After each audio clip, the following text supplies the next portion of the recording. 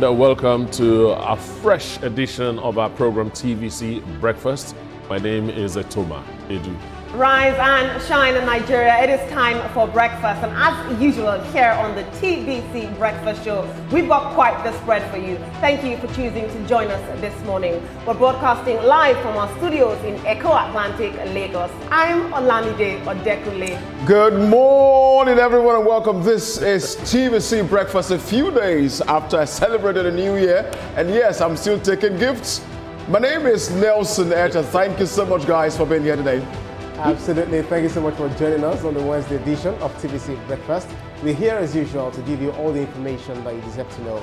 I'm Ibrahim Sheta. Good morning, guys. Good morning, everybody. Yeah, I'm just taking gifts. Nelson is all those people that they celebrate their birthday a week before. They celebrate it on the actual birthday, but then the week following the birthday. So the birthday is now the whole month. Flesh and blood didn't review that.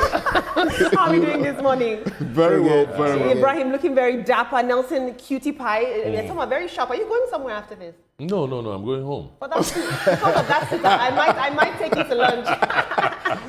You're not looking back. Calm down. It's okay. Are we ready to see what's happening in our nation this morning? Let's dive right in. A very warm welcome to our viewers watching this morning. Once again, thank you for joining us on the TVC Breakfast Show this morning. There's a lot to get into. In a few moments, we will go through the newspaper review where Ibrahim will bring us the headlines that have made it to today's front papers. Following that, we'll have a very comprehensive discussion on the fake agency scandal. President Tinubu has now ordered the ICPC to provide an investigative and comprehensive report within the next 30 days. Following that, we will head to the nation's capital, Abuja, where we will be reviewing President Tinubu's reforms and policies. And after that, yours truly will bring you all the stories that are trending now. So sit tight. There's a lot to get into. Stay with us. But we'll begin with this story where the Economic and Financial Crimes Commission has now handed over proceeds of crimes worth millions of naira to the Minister of Education, Tunji Alausa. Now, these items, which include 501 double-step bunk beds, 939 mattresses, and 12 wooden beds, were recovered during a special cybercrime operation, and they've been linked to 792 suspects, including 193 foreign nationals who've now been deported to their various countries after their conviction. Handing over these documents to the Minister of Education, the EFCC chairman says this gesture is in line with the present administration's determination to improve the quality of education in the country. The Commission has promised to continue to work diligently to recover more proceeds of crimes and ensure that they are judiciously used. Team, this is the conversation that we're having this morning. Tomorrow we're seeing a shift. You know, these proceeds of crime are now going towards education, and I think that is very welcome. A lot of times when we receive proceeds of crime, people talk about asset recovery, asset management. The assets should ideally go back and help the populace. We're seeing that they've seized some proceeds of crime, but they are going back into the education sector, and I think that's a good thing. I guess the silver lining in all of this. Oh yes, it depends on what is seized. You know, if you seize money, I believe that will go to the Federation account. Yes, but some governments will actually cash in assets, no matter what they are, and make money out of them and then give it back. So it always works. Oh yes. And I mean, the idea of giving those double bunks and beds and mattresses to the Ministry of Education is not far-fetched. Yeah. You know, we have a lot of boarding facilities in schools, and because of the economic situation, those schools have not been funded the way they should. So if you get things like this from as proceeds of criminality and all that, it makes a lot of sense to give it to the sector that needs it the most. Generally, EFCC is one agency in Nigeria that personally I trust. You know, yes, personally I trust them because they have done a whole lot. You know, they have declared a whole lot.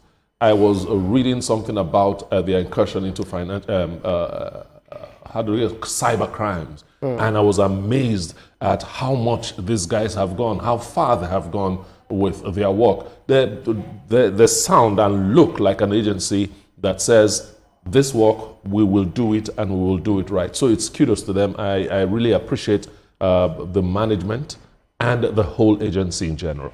Absolutely. And also 193 foreign nationals were involved in this. Yeah. And this tells us, and we've known for the longest time, that these cybercrime syndicates are now operating in Nigeria from an international level. They're operating on a local level. And it's good to see our country take a stance and single the nationals out and repatriate them back to their countries. It's absolutely unacceptable. The reason why in the first place they've had the privilege of having foot in the country to the point that they have carried out these heinous acts to a level where they gained notoriety of assets is because some Nigerians have colluded with them over the years, giving them some kind of, even playing ground or safe playing ground for them to exist. It's kind of like scratch my back, I scratch your back situation that has been happening over the wire. And so for the EFCC, maybe the ICPC, NAFDAC, and different agencies who are involved in, the drug guys as well, who are involved in, napping corrupt practices around the country. It's a very good one for us.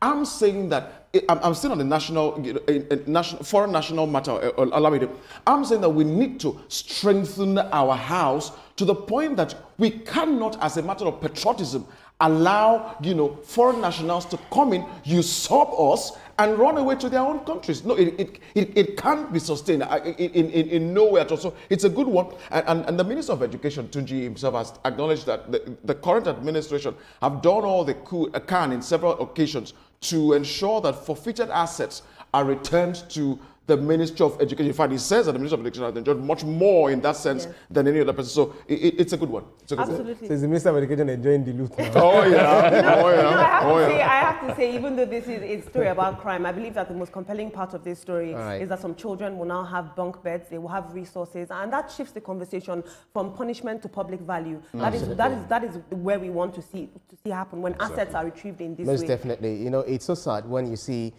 countries like the Philippines, Mexico, so many other, even the US, when you have people coming into our own country and then using our faces, Nigerians, they employ them, telling them that, listen, we have a job for you. And because some people are unemployed, what they want to do is they want to be gainfully employed, and when they see that a foreigner is coming to employ them, they think in dollars. They feel, yes, they'll be paid in dollars. Some of them are not paid in dollars. So what they do, they open I've forgotten what they call that kind of place where they hack into people's systems, they do advanced fee fraud, use Nigerian faces, to talk to their clients, quote unquote, and then the next thing is the money is poured into their own account, and they also, repatriate the money back to their own country. So it is very exciting to see that the EFCC, it's no brainer. The EFCC is doing so well when it comes to fighting corruption. It's just that some Nigerians don't want to acknowledge anything good. The only thing that their mind had been preconditioned to is, yes, nothing good comes out of Nigeria, which is not true. So this is one of the reasons why we talk about this story. Olamide now, wittily saying that, yes, apart from the fact, beyond the fact that some people have stolen our money, I wrote down a very short, sarcastic statement where I said, well, those 792 suspects thought they were hacking their way to wealth, but they ended up furnishing government boarding schools instead. 193 of them got a one-way ticket back to their countries, and Nigeria's education system got 501 bunk beds. That's what I call a very successful hardware upgrade for schools. I love it. That is a wonderful place to leave this, Ibrahim. That is stellar. Right. Just to, we need to also come, we've talked about EFCC, but the man at the helms of affairs of EFCC at the moment has done a great job. His entry into that commission has rearranged the body language, the operations, and the structure of EFCC. That's what we're saying, this kind of success. Definitely. I hope that this can be sustained. Absolutely. Really. Amazing. And congratulations to the students who received bunk beds. And goodbye to the people who have been sent back to their country. There's no place for crime. We'll take this news.